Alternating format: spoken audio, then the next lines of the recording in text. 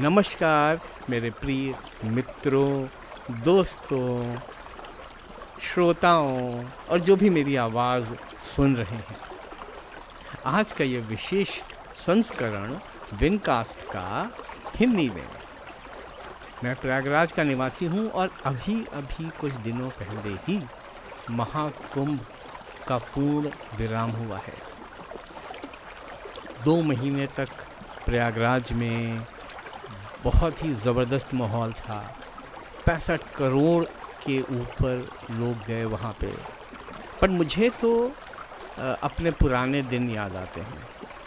करीब 24 साल रहा हूँ प्रयागराज में और पिताजी के साथ कुंभ मेले में जाना और उनसे उनके किस्से कहानियाँ सुनना।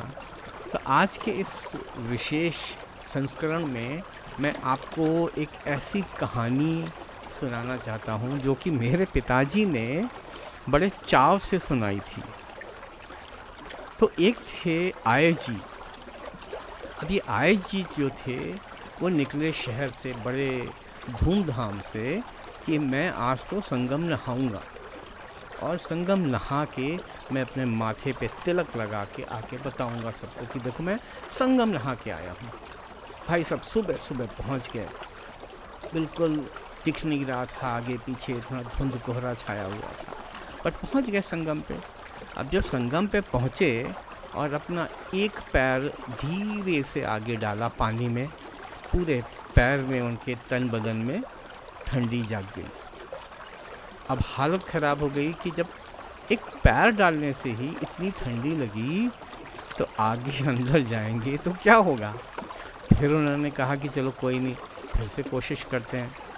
फिर वापस बाहर आए, बड़ी हिम्मत बना के फिर से गए अंदर। दोबारा अंदर गए, फिर वही हाल।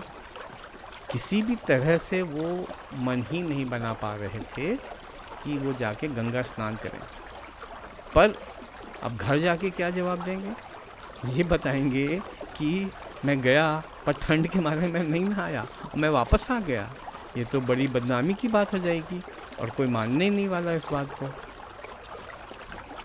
बट फिर भी एक बार उन्होंने कहा चलो कोई नहीं, कोशिश करते हैं, कोशिश करने वालों की हार नहीं है। फिर वो आगे बढ़े। उन्होंने कहा कि अब की बार चलो अपने हाथों से पानी को छूते हैं और अपना सबसे पहले मुंह धोते हैं। जैसे ही उन्होंने हाथ बढ़ाया, दोनों हाथों में पानी लिया और वैसे ही मुंह से चीख निकली, अरे बाप रे, बचाओ बचाओ बचाओ, इतना ठंडा पानी, भाई कौन नहाएगा इसमें करके वो भाग लिए। अब एक पंडित जो है उनको बड़े दूर से टकटकी लगा के देख रहा था कि ये भाई साहब कर क्या रहे हैं। वो उसके पीछे भागे। उन्होंने, पंडित जी ने आय जी को रोका कि अरे भाई आय जी क्या हुआ? अरे कुछ नहीं साहब, मैं नहाने आया था बट पानी इतना ठंडा है ना कि हिम्मत नहीं हो रही है। कहने तो उससे क्या हुआ? अरे उससे क्या हुआ क्या मतलब? अरे हमको डुबकी लगानी है, फिर पूजा करनी है, फिर माथे पे तिलक लगाना है। एक स्टैम्प है जो सबको जाके बताएगा कि मैं गंगा नहा के आया हूँ। अपने बच्चों को दिखाऊंगा कि देखो मैं सुबह सुबह 4 बजे जाके गंगा नहाया। पंडित जी थे बड़े शातिर। उन्होंने कहा एक उपाय है मेरे पास। क्या उपाय है? हाँ जी, बहुत ही अच्छा उपाय है। आइए चलिए मेरे साथ, मैं आपको कंकड़ स्नान करवाता हूँ।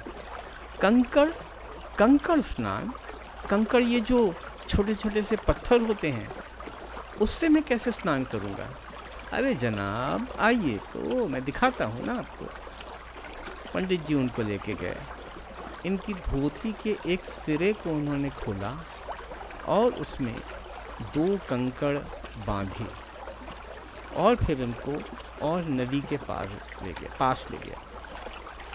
फिर पास ले जाके उन्होंने उसकी धोती को डुबोया पानी में 2 बार 3 बार, हर हर गंगे, जय श्री राम, हर हर गंगे करके जोर जोर से नारे लगाए। आय जी को कुछ समझ में नहीं आ रहा था कि हो क्या रहा है, और फिर भी वो भी साथ में ही लगे हुए थे, हर हर गंगे, हर हर गंगे। ये सब कुछ होने के बाद वो आय जी को लेके आए थोड़ा सा दूर। जजमान बैठिए, उन्होंने उनको बड़े ही आदर से बैठाया। फिर उसके बाद उन्होंने धोती खोली, धोती में से दोनों कंकड़ों को निकाला और सामने रखा और बड़े ही श्रद्धापूर्वक नमस्कार किया। नमस्कार करने के बाद उन्होंने मंत्रोच्चारण शुरू किया, सारे मंत्र पढ़े और उसके बाद कंकड़ को उन्होंने टीका लगाया। तो उन्होंने कंकड़ों को नहला के सारी विधि विधान, सारा प्रक्रिया जो है कंकड़ों के साथ पूरी करके फिर वह आय जी की तरफ बढ़े। कहने लगा, आय जी इधर आइए। हाँ जी, अब आप इन कंकड़ों को छूइए। अच्छा जी। फिर और मेरे साथ जो मैं बोल रहा हूँ उसे आप बोलिए, शब्दशः बोलिए। अच्छा जी, बोलता हूँ। हम नहाए तो तुम नहाए, तुम नहाए तो हम नहाए। ये मुझे बोलना है? हाँ जी, आप ही बोलिए। आप पत्थर को छूइए, उनको माथे लगाइए और उसके बाद बोलिए, हम नहाए तो तुम नहाए, तुम नहाए तो हम नहाए। हे पत्थर महाराज, आपने हमारे स्थान पर गंगा स्नान किया और पूजा की। हम आपका नमन करते हैं और आपकी पूजा करते हैं और आपसे सारा पुण्य ग्रहण करते हैं कि आप नहाए तो हम भी नहा लिए। आए जी बड़े खुश, सारा हो गया।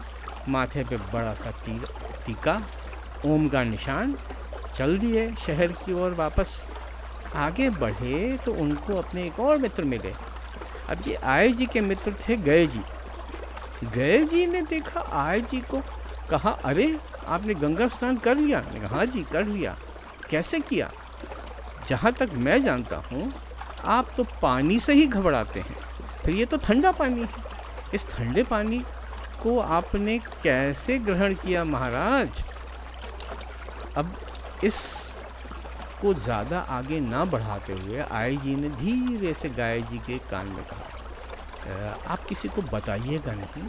और करके उन्होंने सारी की सारी कहानी बता दी कि वो गए, फिर कैसे कंकड़ ने स्नान किया, फिर उन्होंने कंकड़ को माथा टेका और फिर कंकड़ से उन्होंने सारा का सारा ज्ञान पुण्य अर्जन कर दिया। गए जी खुश, अरे वाह, मैं भी ये कर सकता हूँ। और कहते ही गए जी तुरंत निकल लिए कि वाह, आज तो मैं भी कंकड़ स्नान करूँगा। पर 8-10 कदम जाते ही गए जी एकदम से रुक गए। अरे आए जी, हाँ जी क्या हुआ गए जी, इधर आइए। क्या हो गया? कुछ नहीं, जरा आपसे गले मिलना था। गले मिल लिया। फिर उसके बाद उन्होंने अपनी छाती से उनको खींच लिया, अच्छी तरह से तन बदन से गले लगा लिया। गले लगाने के बाद उन्होंने अपने माथे से माथा टिकाया और उसके बाद वो थोड़ा सा तिलक उनके माथे पे भी आ गया। और आय जी को देखते हुए गए जी बोले, आय जी महाराज, आप नहाए तो हम नहाए, हम नहाए तो आप नहाए। ये घटना मुझे भूलती नहीं है और मैंने अपने पिताजी से कई बार पूछा, क्या ये सच्ची घटना है? वो हमेशा मुझसे यही कहते थे, हाँ ऐसा हुआ है, सचमुच में हुआ है। अब ये मैं आपके ऊपर छोड़ रहा हूँ, आप इसको मानते हैं या नहीं मानते हैं। और अगर सोचें तो, अगर इस कहानी से सोचें तो हमको क्या मिलता है? एक तो एक आलसी इंसान, दूसरा उससे भी ज़्यादा आलसी इंसान, तीसरा वो अलग से उस पूरे के पूरे कर्म को और पूरे के पूरे उसको नहीं चाहता था कि हम गए जी कि हम वही चीज़ करें। उसने सीधे से आय जी को गले लगा लिया और अपने माथे पे टीका लगा दिया। तो हम ऐसा काम क्यों करें, नई चीज़ जो कि हो चुकी है? मेरा ये मानना है कि ये सब आस्था की बातें हैं। अगर आपके मन में आस्था है तो आप उसके बाद फिर कुछ भी कहीं से भी पूजा करें। मेरे पिताजी कहते थे कि भले ही तुम नहा रहे हो, नहाते समय भी अगर तुम गुरु का पाठ कर लो वही बहुत है। उसके लिए एक जगह कहीं बैठना ज़रूरी नहीं है। कबीर दास जी की एक कविता है जिसको कि वो लोग साखी के नाम से बुलाते हैं। पाहन पूजे तो हरि मिले, तो मैं पूजू पहाड़, ताते ये चाकी भली, पीस खाए संसार। इसका मतलब ये है कि अगर पत्थर को पूजने से भगवान मिलते हैं तो भाई मैं तो जाके पहाड़ को ही पूज लूँ, मुझे कोई इसमें दिक्कत नहीं है कि मैं पहाड़ को पूजूँ। और अगर उसी पत्थर से अगर चक्की बनती है तो चक्की जो है वो कितने लोगों को खाना खिलाती है आटा पीसने के, और उस पिसे हुए आटे से कितने लोग का भूख मिटती है। तो ये जो पत्थर है या नहाना है, ये सारी की सारी चीज़ें आस्था की बातें हैं। अगर आपके अंदर आस्था है, अगर आप उस चीज़ को सचमुच में मानते हैं तो उससे बड़ी और कोई बात नहीं। अगर गंगा स्नान करना है तो ज़रूर करिए, पर गंगा स्नान इसलिए नहीं कीजिए क्योंकि 10 लोग और कर रहे हैं, इसलिए कीजिए कि आपका विश्वास। इसी तरह से कोई भी कार्य आप करते हैं इस विश्वास के साथ कीजिए कि हाँ मुझे इसमें धन्यवाद। आज का ये विशेष संस्करण यहीं तक। मिलते हैं नए भाग में। धन्यवाद।